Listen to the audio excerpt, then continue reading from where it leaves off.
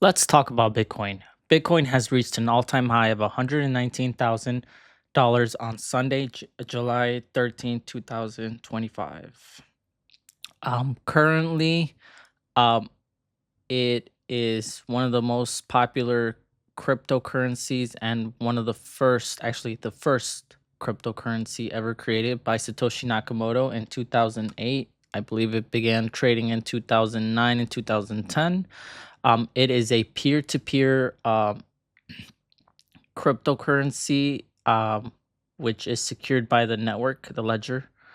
So basically, everyone has um, a copy of the ledger and it checks itself. Well, everyone checks to make sure that everyone has what they're supposed to. So you can't really cheat it.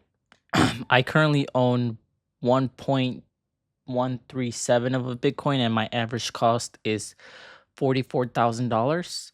My return is 169%, $84,000. And currently, I'm investing $5 every single day.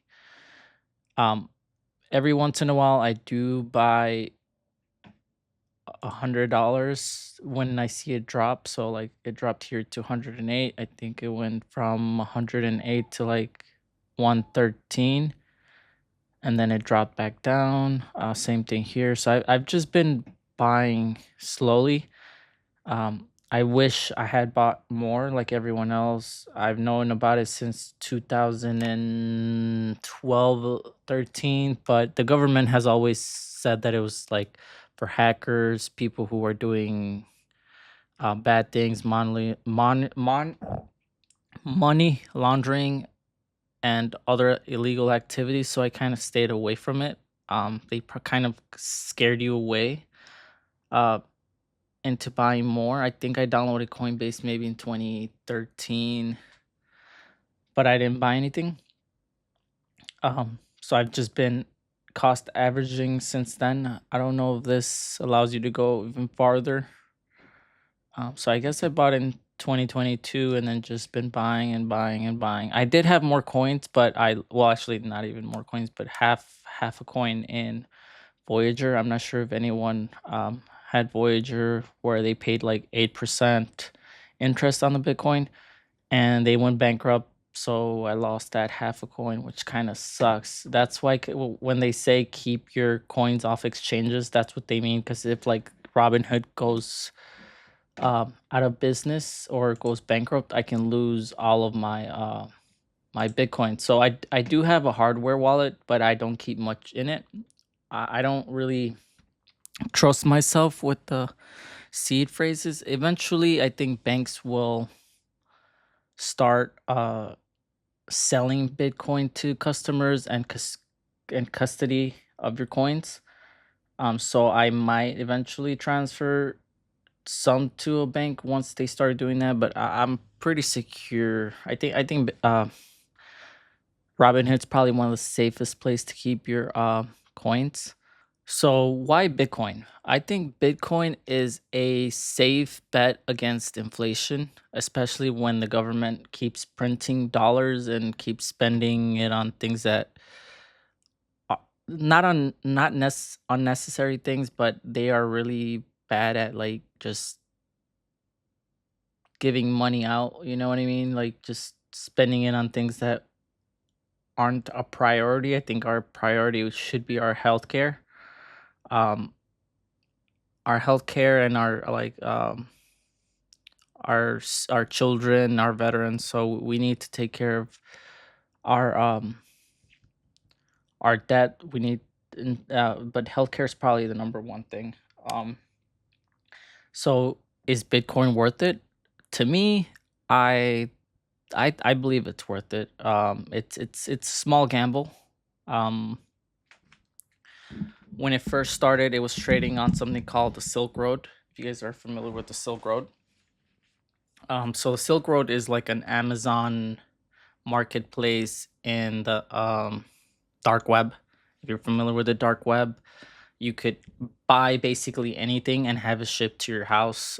There's like illegal stuff like guns and drugs, and you would pay with Bitcoin. And at first, the government, well, not the government, but the people thought they could not be traced. But it actually is very traceable. It's not traceable as in like, oh, they'll have your home address. They'll have your wallet address. So once they trace your wallet address, if you use your wallet, let's say at some place, and then they ask you for your address, it'll link your wallet to it.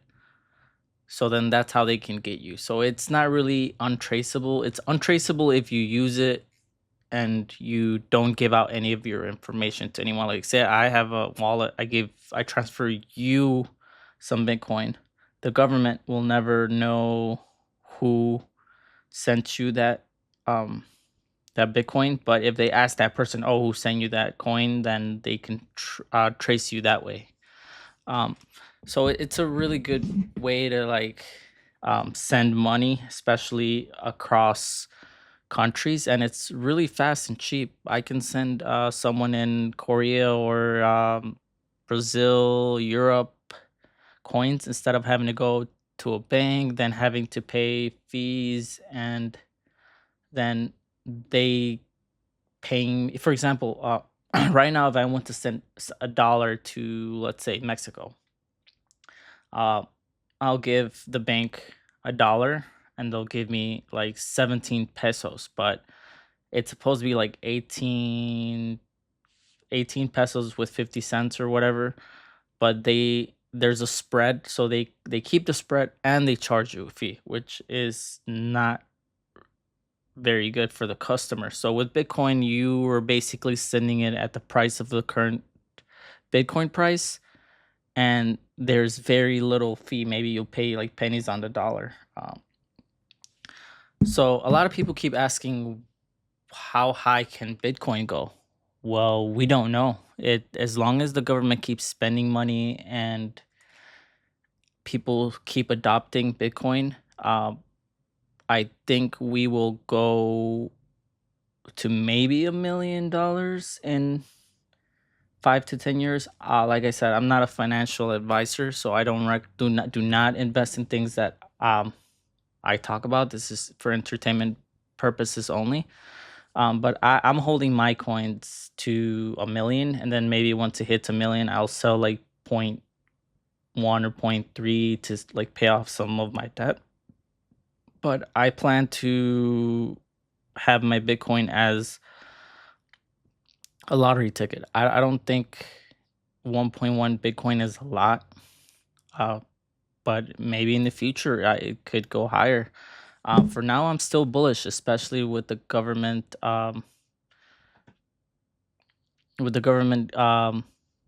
having signed a few bills. Especially, I think they might have signed the bills on the stable coins.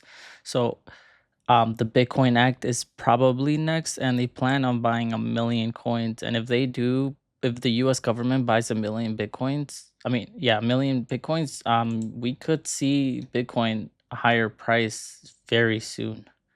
Um,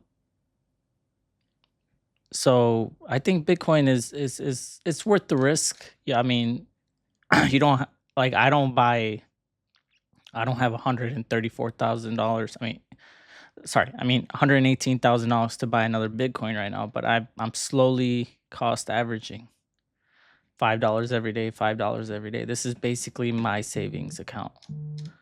So one thing they say, it's like digital gold because it's very scarce. So Bitcoin is also going up, especially with the government spending so much money. Bitcoin's like it's a digital gold, and it's very accessible to other people. You can buy it on most exchanges, and you can transfer it really easy. With gold, you have to literally buy the physical coins or bars, and it's really hard to travel with gold. So, for example, right now, if you travel to Europe, the U.S. government, you have to declare $10,000 worth of stuff you have if you travel outside of the United States.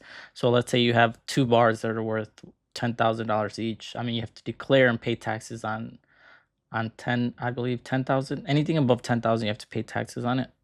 Don't quote me. I may be wrong on this, but with Bitcoin, you can go to Europe and they don't know what you have because it's a bank account, so they can't really tax you on something that is in a bank technically, which could be your wallet.